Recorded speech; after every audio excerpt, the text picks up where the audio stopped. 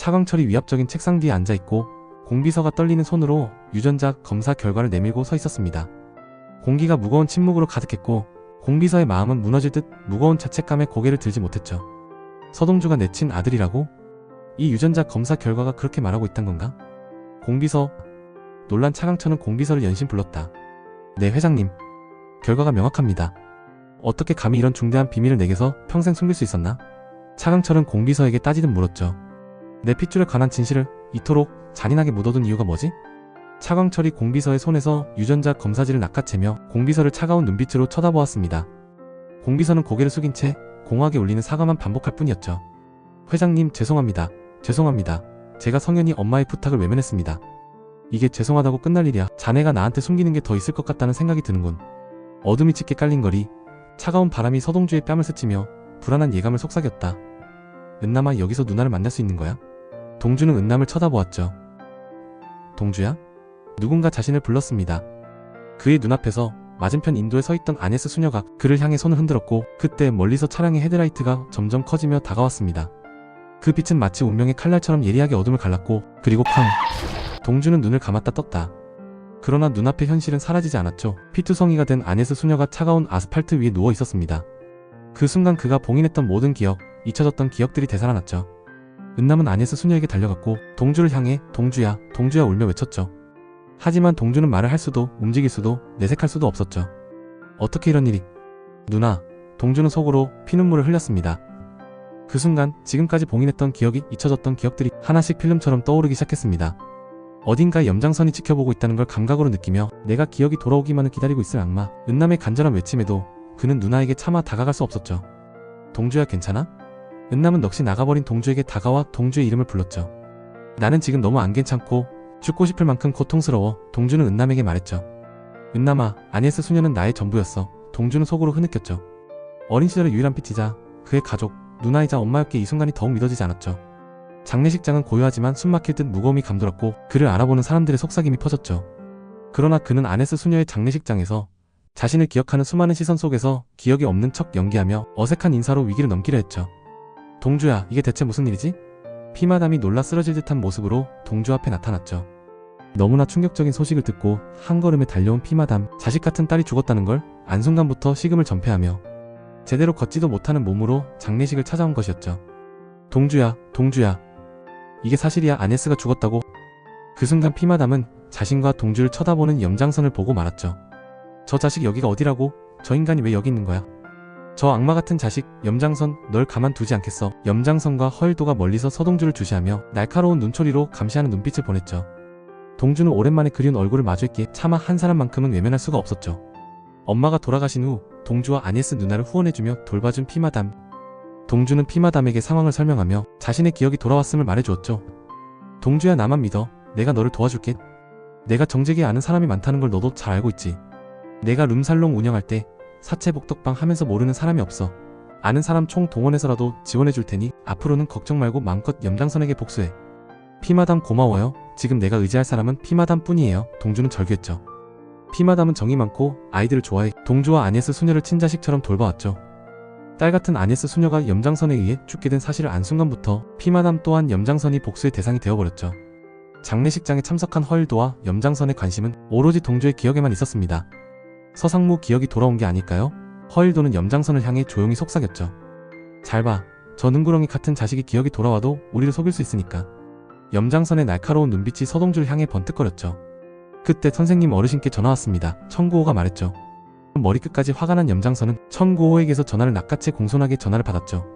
어르신, 지금 돈 다 마련되어 있습니다. 걱정하지 않으셔도 됩니다. 준비는 끝났습니다.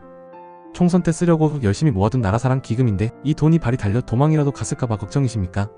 스위스 은행에서 잠시 프로그램 오류로 돈을 찾을 수 없다면서 조금만 더 기다려주라는 메일을 받았으니 곧 조만간 해결될 거라 봅니다. 염장선은 말했죠. 대통령 선거가 코앞인데 돈이 부족해 선거운동을 못할 지경이 되자 어르신의 심기는 상당히 불편해졌죠. 그동안 나라사랑 기금을 잘 모을 수 있도록 물신양면으로 도와주었더니 이제 와서 나를 배신하려고 해. 어르신은 무척 화가 났죠. 염장선, 기한 안에 돈을 보내지 않는다면 너는 내 손에 죽을 수도 있다는 걸 모르나? 어르신은 화가 나서 소리쳤죠. 전화를 끊은 염장선은 어르신의 불편한 심기로 인해 서동주에게 더욱 화가 났죠. 구호야, 이런 피렘이랑 나 염장선이 이렇게 한심하게 엮이다니. 내가 서동주 때문에 어르신에게 이런 취급을 받는 게 믿어지지 않구나. 염장선은 이를 계기로 서동주에게 더 악랄하게 기억을 돌아오게 하리라 다짐했죠. 하지만 서동주는 이런 염장선의 의도를 전부 눈치채고 있다는 걸 염장선만 모르고 있었죠. 이조원 없으니 똥줄이 타지. 염장선, 넌 건드리면 안 될 걸 건드렸어. 서동주는 속삭였죠. 피마담은 염장선과 어르신에게 얽힌 수많은 비밀을 알고 있었고 그것은 서동주에게 엄청난 힘이 될 수 있었죠. 서동주는 기억을 잃은 척하면서 염장선의 약점을 차근차근 파헤치기 위해 누나의 죽게 한 트럭 운전사를 찾아냈죠. 너였어. 니놈이 내 하나뿐인 누나를 죽게 만든 장본인이었지. 병원에 숨어있으면 내가 못 찾을 줄 알았나? 서동주는 그를 향해 주먹을 날렸죠. 그는 서동주에게 물고문했던 조양춘이었습니다. 제발 내가 잘못했어. 살려줘. 그는 동주에게 무릎 꿇고 두 손으로 싹싹 빌었죠. 좋아. 그럼 염장선에 대한 정보를 내놔. 서동주의 목소리는 날이 서 있었죠. 그래야 내가 살 수 있어. 서동주는 분노한 얼굴로 조양춘에게 이야기했죠. 날 살려만 준다면 뭐든 말할게. 서동주는 그를 세탁실, 빨래 통로로 빼돌려 염장선이 눈치채지 못하게 피마담에게 보냈죠. 그리고 남상철 의원 사무실을 찾아간 서동주. 남상철 의원님 오랜만에 뵙습니다. 서동주 자네가 여길 왜 찾아왔나? 무슨 용건이지? 남상철은 서류를 내려놓으며 서동주를 쳐다보았죠. 용건이라 의원님께서 더 잘 아시지 않습니까? 에너지 사업 그 썩은 내나는 뒷거래 말입니다. 서동주는 비웃는 듯한 표정으로 말했죠. 말을 조심하게. 내가 어떤 사람인지 모르는가? 아니요, 너무 잘합니다. 염장선과 손잡고 더러운 돈을 쌓아온 사람. 그게 남상철 의원님이시죠. 에너지 사업 비리 증거입니다. 이걸로 의원님의 정치 생명 한 방에 날아가겠네요. 당황한 남상철은 이게 어디서 났지? 자네 나를 협박하려는 건가? 협박이라뇨. 저는 의원님께 기회를 드리는 겁니다. 선택은 의원님 몫이고요. 염장선의 에너지 사업 관련 비리를 폭로해 주시면 의원님은 제가 없도록 제외시켜드리겠습니다. 그러니 잘 생각해보시고 연락주세요. 서동주는 사무실을 떠나고 남상철은 긴 숨을 내쉬며 고민에 빠지게 되죠. 한편 차강천 회장은 자신의 치매가 남들보다 진행이 더 빠르다는 강희현 선생의 말이 머릿속을 떠나지 않았죠. 내가 점점 더 기억을 잃어가는 동안 동주가 기억을 못 찾으면 어떡하지? 우리 선우는 어떻게 되는 거야? 동주가 기억을 찾지 못하자 차강천 회장은 마음이 조급해져 오기 시작했죠. 그리고 서동주를 불러 사진을 보여주며 동주야, 네가 기억을 잃기 전 내 혼외 자식인 지선우를 만나고 온 일이 있다. 너희들은 처음 만날 때부터 사이가 좋았지? 농구도 하고 아이스크림도 먹고 밥도 먹고 친하게 지냈어. 선우가 처음 본 널 무척 따른 것 같아. 동주야, 나 좀 도와줄 수 있겠니? 기억이 온전치 않는 걸 알지만 더 늦기 전에 내 아들 선우를 집으로 데려와줘야겠다. 선우를 내 후계자로 삼도록 법적 조치를 취하고 있으니 더 늦기 전에 선우에게 내 존재를 알리고 집으로 와달라고 이야기를 좀 해줄 수 있겠니? 이 일을 할 사람은 너밖에 없다. 차강천은 서동주에게 부탁을 했죠. 그러자 서동주는 회장님 걱정하지 마세요. 제가 선우를 데리고 오겠습니다. 라고 차강천 회장을 안심시켰죠. 형 오랜만이에요. 왜 그동안 연락 한 번 없었어요? 오랜만에 자신을 찾아온 동주에게 살갑게 대하는 선우. 지선우는 서동주가 자신을 다시 찾아오자 반갑게 맞이했죠. 서동주는 지선우를 바라보며 묻죠. 선우야, 근데 넌 나랑 몇 번 본 적도 없는데 왜 이렇게 나를 잘 따르는 거야? 형제가 없어서 외롭게 자랐던 거니? 지선우는 고개를 휙 돌리며 혀끝으로 비웃듯 말했다. 외롭긴 저 외로움 같은 거 안 타요. 그냥 형이 진짜 내 친형 같아요. 처음 봤을 때부터. 서동주는 그 말에 찌릿하게 가슴을 울리는 어떤 감정을 느꼈죠. 안에서 수녀를 잃고 그 빈자리가 온몸을 파고들던 그 순간, 그 누구도 대신할 수 없을 거라 생각했던 그 자리에 이 아이가 있었죠. 마치 잃어버린 동생 하나를 다시 찾은 듯한 기분. 서동주는 그 감정에 담담히 고개를 끄덕였죠. 그리고 두 사람은 형제처럼 농구를 하며 웃었죠. 운동 후 배가 고파 샌드위치를 먹으러 간 두 사람은 샌드위치와 커피를 시켜놓고 한 입 맛있게 먹었죠. 선우야, 엄마 서운하시게 왜 엄마 가게에서 안 먹고 다른 집에서 먹자고 하는 거야? 동주가 선우를 향해 이야기하자 형, 날마다 엄마 빵 먹어서 오늘은 좀 더 다른 분위기에서 먹고 싶었어요. 선우의 말에 동주는 웃으며 그래 맛있게 먹어. 동주는 선우가 먹는 모습만 봐도 저절로 흐뭇한 미소가 나왔죠. 그런데 그 순간 갑자기 선우의 얼굴에 벌겋게 발진이 일어났죠. 기도를 막히게 하는 발작이 일어난 것이었습니다. 서동주는 깜짝 놀라서 얼어붙었고 지선우의 얼굴이 하얗게 질려가고 숨쉬기조차 힘들어 보였죠. 대상그룹의 유일한 후계자가 이대로 생명을 잃을 위기에 처해버렸죠. 서동주는 당황했지만 자신이 겪었던 비슷한 증세라 금방 알 수 있어 그는 재빨리 커피숍 가게 사장에게 물었습니다.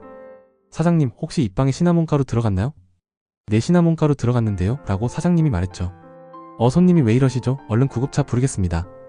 선우야, 혹시 시나몬 가루 알레르기가 있어? 서동주의 목소리는 떨렸고 눈앞에 있는 지선우는 의식을 잃어가며 고개를 간신히 끄덕였습니다. 서동주는 즉시 지선우를 등에 들쳐업고 병원으로 달려갔죠. 선우야, 걱정하지마. 내가 살려줄게. 마치 친동생을 잃어버린 것 같은 마음이 들어 동주는 울부짖었죠. 병원에 도착한 선우는 바로 치료가 들어갔고 다행히 위험한 상황은 넘길 수가 있었죠. 회장님, 저 동주입니다. 여기 병원입니다. 빨리 와주셔야 할 것 같습니다.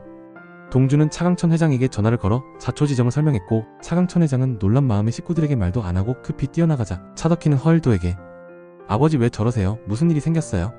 라고 허일도에게 물었죠. 그때 핸드폰으로 사진과 함께 문자 내용이 도착했죠. 뭐야? 아버지가 선우가 입원해서 저렇게 뛰어가신 거라고? 여보 어쩌죠? 아무래도 아버지 행동이 수상해요.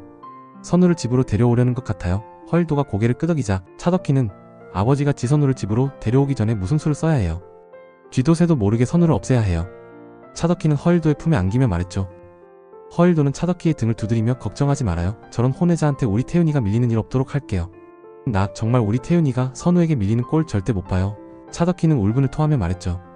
당신 골머리 앓는 일 없도록 내가 다 처리할 테니 아무 걱정하지 말고 푹 자요. 대학 때부터 자신을 짝사랑해오던 허일도에게 여순호가 바람을 피워 내연녀와 아이까지 있다고 거짓말해 대상그룹 후계자인 성현을 교통사로 위장해 없애버린 차덕희. 그리고 그 일의 뒤처리를 엄마인 공비서가 맡았죠. 차덕희에게 이야기를 들은 허일도는 후 염장선에게 여순호의 이야기를 했고 염장선은 허일도를 대상그룹에 앉히기 위해 청구호를 통해 교통사고를 내 여순호를 죽여버렸죠. 그런데 이제는 지선호가 등장해 골치가 아픈 차덕희이죠. 이번에도 허일도가 여순호를 죽인 것처럼 지선우를 없애기 바랬죠. 차덕희는 자신의 엄마인 공비서에게 지선우에 대해 말하죠. 아무래도 아버지가 지선우를 대상그룹 후계자로 세우려고 하는 것 같아요. 어떻게 엄마? 사실 두 사람은 모녀지간으로 이 비밀은 두 사람만 알고 있었죠. 덕희야 그게 무슨 말이야? 자세히 말해봐. 공비서는 차덕희를 타일렀죠. 아버지가 방금 허겁지겁 뛰쳐나가셨는데 알고 보니 선우가 병원에 입원해 놀래 가신 거였어요. 서상무가 선우를 챙기는 걸 보니 선우를 후계자로 세우려고 본격적인 절차를 밟으실 것 같아요. 차덕희는 공비서에게 말했죠. 엄마 아무래도 지선우와 서상무를 모두 없애야 할 것 같아요. 덕희는 공비서에게 말했습니다. 덕희야 그건 너무 위험해. 공비서는 덕희를 말리고 싶었죠.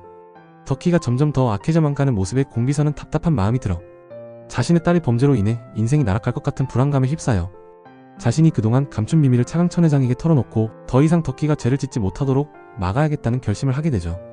공비서는 덕희를 보며 옛날 자신의 모습이 떠올랐죠.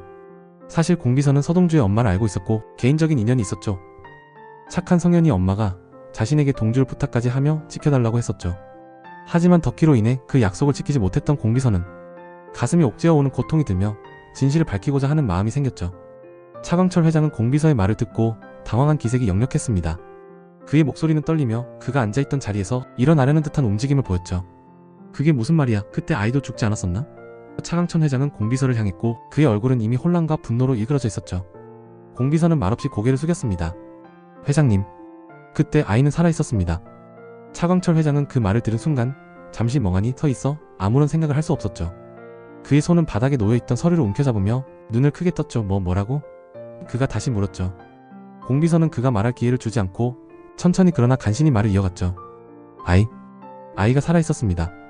그 아이는 서동주 씨입니다. 공비서의 말에 차광철 회장은 갑자기 눈을 크게 떴죠. 그리고 그의 얼굴엔 굳어짐이 확연히 드러났습니다. 서동주? 그의 목소리는 잠시 멈칫했죠. 서동주가 내 아들? 공비서는 서서히 말을 덧붙였습니다. 서동주 씨는 회장님의 혼외자였습니다. 그 사실을 알게 된 건 서동주 씨가 어린 시절 성현이라는 이름을 사용했을 때였습니다. 그때서야 모든 게 연결되었죠. 차광철 회장은 그 자리에서 굳어졌고 그의 머릿속엔 충격과 혼란이 커져만 갔습니다. 그게 진짜라는 말인가? 서동주가 내 아들이라니? 공비서는 고개를 떨군 채 눈물을 흘리며 말했습니다. 네 회장님.